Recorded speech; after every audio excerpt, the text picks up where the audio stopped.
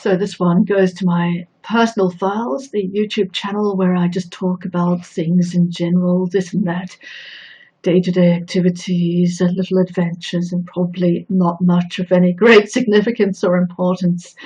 Just to get things off my chest, just to go through the exercise of speaking my mind and putting some thoughts into the ether, but really speaking to myself about myself, and to also to those who may wish to come along on this kind of a journey, which may be of dubious merit anyway, but here it is, and here I am talking to and at myself.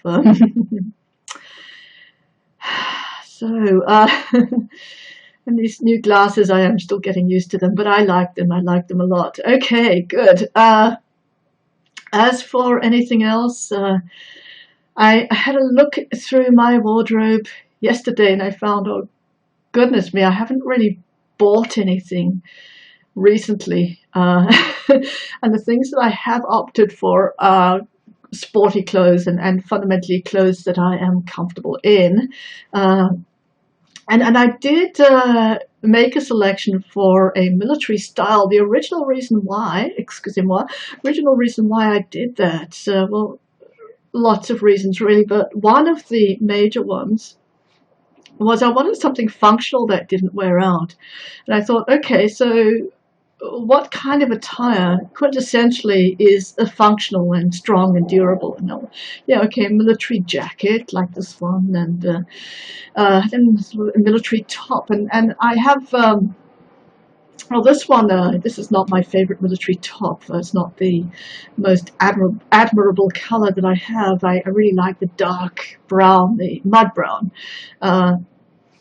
because well, I think it looks better on me, but and I don't need to wear a bra with the mud brown, whereas with this one I do. So I really like those because you know, you can put them on and they protect you from the environment. They you know, if it comes a little bit higher up on the neck, you don't get burnt on your collarbone, or not so much. And they don't look like you're trying too hard. They don't look like, oh, I'm trying to be Miss Fancy Pants. I've always aimed and missed when I tried to be Miss Fancy Pants. It's not my fundamental inner nature to achieve that. I would never have been the belle of the ball, just because I am very casual. I really am. And I get awkward when I have to try to, when I used to have to try to approximate the standards of femininity. It used to make me feel very awkward indeed, and very, very, very at odds with who I was eventually going to become. And I'm not making any comment about gender there. I wasn't going to become non-female. It's just, oh goodness, you're just sitting around very hoity-toity and very delicate at a table where you are supposed to reflect poise. I never really had much capacity for poise. I have a capacity. I was going to say I have repression capacity. I have a capacity for for stoicism and for repressing of emotion. I have capacities for humorous and wry observation. Observations plural. I have various and many capacities, but sitting coy and pretty was never one, and always made me feel deeply awkward. Always made me feel like it was a mountain I had to scale in order to approximate cultural normality, and that I still had a long way to go. So giving up that, giving up the ghost of femininity. I made my way toward comfortable clothing, but then I began to reflect that in some way, maybe the comfortable clothing, given that I also actually I went the whole hog and I have a lot of clothing that is actually camouflage. Now the thing is, I order from these Chinese stores online, and sometimes I say I want. They say they can produce something in green or in brown, but when they send it to you, it's actually camouflage. So I've got all these pants that are very comfortable, very durable. They are men's pants, but I think they look like boyfriend pants. I can cinch them in with a tight belt, and I think they could look in some way quite cool. I think so. Sort of casual, very, very casual, but still cool on me. Yeah, I've got just a lot of things that are camo, uh, and, uh, and when I want to go somewhere where I'm, you know, trying to do something that's semi-important, like yesterday, I had to scramble through everything, and I found very little that I could wear. Very little. Now I have another fetish, if you can say. I'm like military fetish on the one side. It's not really a fetish totally. It is sort of. It's an emotional attachment, so it is, but it also is very, very functional, so it isn't. Um, it's just all about wearing cheap pajamas and getting away with it because they're very comfortable. This type of clothing. Uh, the other fetish, sort of, fashion is a fetish. The other fetish I have is equestrian clothing. So I bought some Spanish riding boots, which are really elegant, really long. I don't really have anything to wear with them. I have leggings, but then I read many places you do not wear leggings by themselves, otherwise you look ridiculous. They are not. They're not pants. You're supposed to wear them with maybe a skirt. So then I was trying to do that and nothing worked out. The leggings do look like jodhpurs. They have the inner, on the inside of the knee, some kind of lining that makes it look like jodhpurs. But then the controversy was, or used to be, that you should not wear them by themselves. So then I shifted back and forth with that, and eventually got rid of those altogether. These sort of leather-looking, not leather actually, but leather-looking leggings. And then I found a tweed skirt, and that seems to fit me now. I used to be a little bit too skinny for it, but it used to fall off my hips. Now it's okay. And I put that on, and I put the Spanish riding boots on, which are elegant. They're sort of up your legs, halfway up your calf, or a bit more, and very long toes on them, so very nice. I like them. I think they're comfortable, and they are cool in a fashion sense as well. And I wore that, and then I had a leather jacket, but it doesn't really work very well with the skirt. But that's all I've got. It sort of looks more like a biker jacket. It's actually it was one fashion item that I bought, so it's not a functional item really. It's very thin leather and merino wool, but it's square cut, so it doesn't really go with a feminine statement. So I have a square cut top. And then the feminine statement is with the skirt and the leather boots, which now I think I've mentioned too many times. I wore some. Yeah, they're great boots, leather boots. I kept what I wanted to stop saying was elegant. I keep saying elegant, elegant, elegant. I think so. It's just a personal opinion. Maybe it's not elegant. It's just horse riding kind of practical stuff too. So I wore that, and oh, goodness me, I don't have clothing. I really don't. I don't have anything that I can put together. So consequently, I bought. I bought some jeans yesterday, but I couldn't find any that even looked remotely like what I would want to wear. So then I went to the men's section again and found some. We'll see how that travels. This is okay. My relationship to fashion. I think it's not a elegant subject. Actually, it's not something that I've ever been able to work very well, but there is that's a little reflection. And I bought some other items too, and it's probably none of it's going to fit well together, and I'm going to be, in the end, in the same position as I am now, which is well, all too bad, but it just confirms that there is a genuine pattern to my character. And you gotta live with it. Sorry about this. It's very boring. I admit it's fashion, and you should go and look at these lovely ladies applying their lipstick and get their fashion tips and how to cut their hair. Which no, I don't believe they even do that anymore, do they? They don't cut their own hair. How the hairdresser ought to cut it for them, I think, is the way. And how to tie it up and not get it into knots as you do so, and have an ultimate good outcome. I think that's the whole thing. The little facial lotion and other kinds of potions.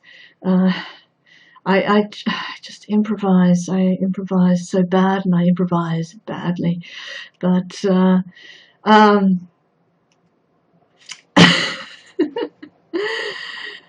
I think I'm making progress. Let's talk serious topics now. Fashion is not a serious one for me. And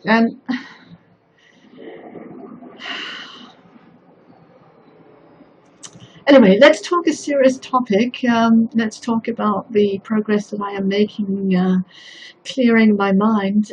This is very brief. It's going to be very brief. Well, the psychologist has helped me so far, so good, and somebody very down to earth, which is great to find a psychologist that's down to earth. And we did speak about how, in relation to my father, I was. She said, well, basically, most people have this sense of being controlled by their parents, and the parents try to control them. That's why they have a sense of it, of course.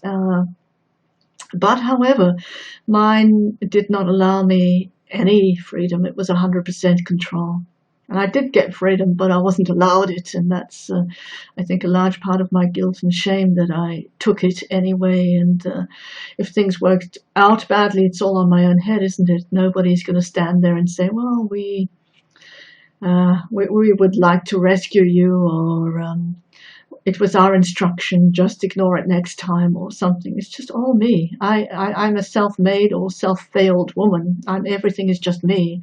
I brought myself up. I am here. I am the product of myself. So then again, on the other side, I had to do extreme psychological battle just to have any space for myself. So it was traumatizing. It was stressful to the most extreme degree. And I had a parent who had been in the military, who knew how to control people and dominate and brutalize an enemy, which is, I think, basically what I was to him. So I have been a prisoner of war, just in the psychological sense, but I think it's enough. And have been very much a person in enemy territory, and very much psychologically pummeled, even as I tried to develop my independence as a youth. And the psychologist, she can actually acknowledge that. And I think the other aspect too is, well, which we haven't spoken of really that much yet, is that I also had to do those things under the duress of a great deal of physical disability. I had an illness throughout my 20s and early 30s. I had chronic fatigue syndrome, and I had to survive all of this with an illness. So it's like you're already battered and injured, you're already broken. And so you've got to survive being in the enemy territory, being vulnerable to further victimization, and still having some fight in you, still having some capacity to mount your very limited resources and fight back, fight the good fight, try and keep the enemy at a distance, try and keep him off your back. try not to let the brutality increase while you are already brutalized. So that was my story, and I think we could talk more about that, she and I. But it's progress, and it's good to have one story listened to and actually validated and understood in a broad psychological sense. So this is something that I've tried to put across to people. I've tried to say, this is what's happening with me, and they've said, "Oh no, you're just." All the things that they say to you if you are in a narcissistic society, and they think that you might just be playing the game that everybody plays in a narcissistic society. You are just drawing attention to yourself. You are just trying to be the center of the universe because, you have a problem. A very, very ongoing problem, a very deep kind of nail in your side kind of a problem. But you're just trying to attract our attention and big note yourself or something. I never had that exposure to narcissistic culture before I migrated at the age of 15, and then it's gradually sunk in that that's why they said that. That's how the society is. It's how it has generally functioned for the majority of people. Maybe. Now, I don't mean that for everybody, but that's how the thinking has coalesced to be the general type of thinking and the general expectation and the general suspicion. Oh, you're just being a narcissist because you asked us for help and you spoke to us, and how dare you? You shouldn't have spoken to us at all. Let us go our way. Dear. So I always blame myself. I thought I'm just not communicating well enough, but I think that I was communicating in many ways well enough, but it's just the logic, the systems, the logic of the paradigm, the logic of the system made it out that I was saying something else, and that's why I could never get through. Anyway, it's nice. I'm becoming more relaxed. I'm not there yet. I am gaining ground.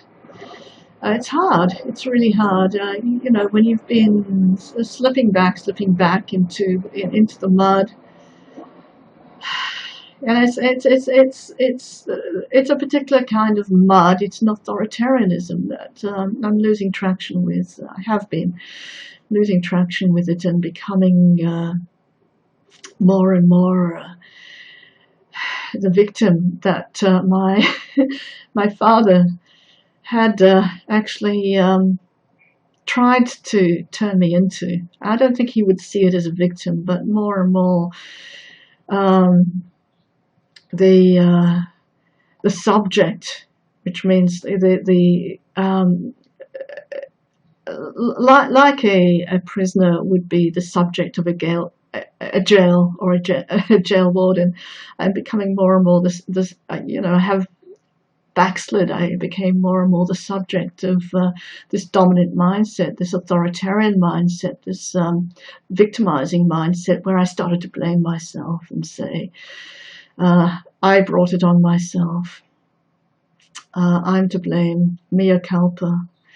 And started to think that anything that I was experiencing that was negative or frustrating or fundamentally in my life at this moment not going anywhere was my fault. And that's the viewpoint of an extreme authoritarian that will call down firebolts upon themselves because they take responsibility so seriously that they blame themselves for things that they never, even in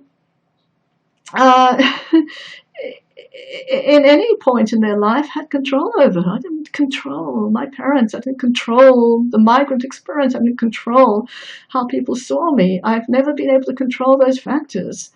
And it's an extreme authoritarianism that would desire you to call down the fire and brimstone upon yourself and do the self-blame monkey dance. And it's also the internalization of that as well that leads to that. And it's very, very destructive. And that's all I can say.